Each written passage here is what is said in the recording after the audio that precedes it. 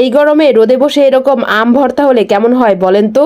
খুবই ভালো লাগে। আর এরকম আমরা যে দোকানের মামার যে আম ভর্তা খাই সেই রকম করে আজকে বানিয়েছি, একদম সেরকম সেম সেম, কিন্তু একটু ডিফারেন্স যেটা আমি সবসময় করি। আমি কোনো কিছু বানাতে গেলে বা আমরা কিছু তৈরি করতে গেলে, কিছু রান্না করতে গেলে আমি একটু অন্যরকমভাবে চেষ্টা করি। আজকেও সেরকমই করেছি।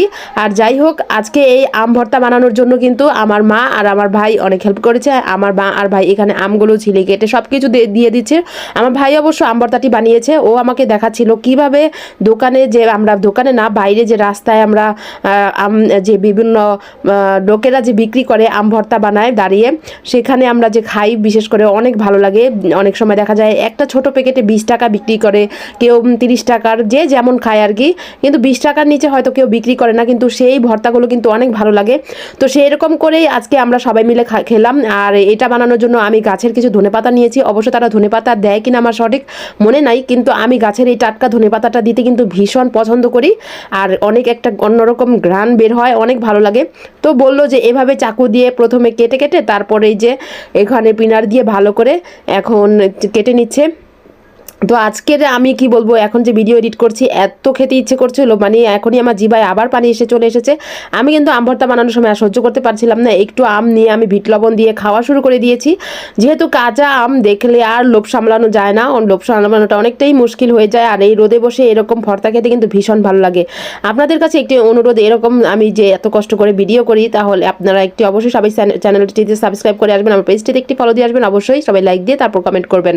আর এদিকে এই তো কাসুন্দি নিয়ে নিয়েছে আর ধনে পাতাগুলো কুচি করে নিচ্ছে, কাঁচামরিচ কুচি করে নিচ্ছে, সবগুলো একে একে তৈরি করে নিচ্ছে। আপনারা কে কে এখন আম ভর্তা খান নাই আর কে কে খেয়েছেন অবশ্যই কমেন্ট করে জানাবেন। অনেকে আছে এখনো খায় নেই, অনেকে নাকি আমি শুনি যে গ্রাম দেশে নাকি এখনো আমটা বড় হয়নি, তাই অনেকের খাওয়া হয়নি।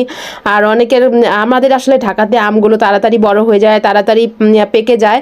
তো আমরা তাড়াতাড়ি আমাদের গাছের, আমাদের বলতে সবার গাছেরই, ঢাকার সব গাছেরই আমি মোটামুটি তাড়াতাড়ি শেষ হয়ে যায়। আর এই তো এইদিকে শুকনো মরিচ টেলে নিয়েছিলাম, সেগুলো নিয়ে নিয়েছে, সেগুলো ভালো করে গুঁড়া করে দিচ্ছে। এগুলো একটু বেশি ঝাল হলে বেশি ভালো লাগে, আমার কাছে অনেক ভালো লাগে। তো বাইরের কেনা থেকে আমার এভাবে বেশি ভালো লাগে, কারণ আমরা একটু স্পেশালভাবে তৈরি করার চেষ্টা করি। তারপর অনেকগুলো কাসুন্দি দিয়ে এখন ভালো করে মেখে নিচ্ছে। আমার কি বলবো, আমি এই যে বলছি আর এখন আমার অনেক খারাপ লাগছিল, মনে হচ্ছিল যে আমি আবার যদি খেতে পারতাম, মানে এখন যেহেতু একটু সর্দি লাগছে, তো আমার ভাবতেছিলাম যে আবার খাবো কি না, আমার খুবই খেতে ইচ্ছে করছিল। তো রাত্রে আমি আসলে দিন নাই রাত নাই, যদি কাঁচা আম সামনে থাকে আমি যখন মন চায় চল জলদি এরকম ভর্তা বানিয়ে খাই।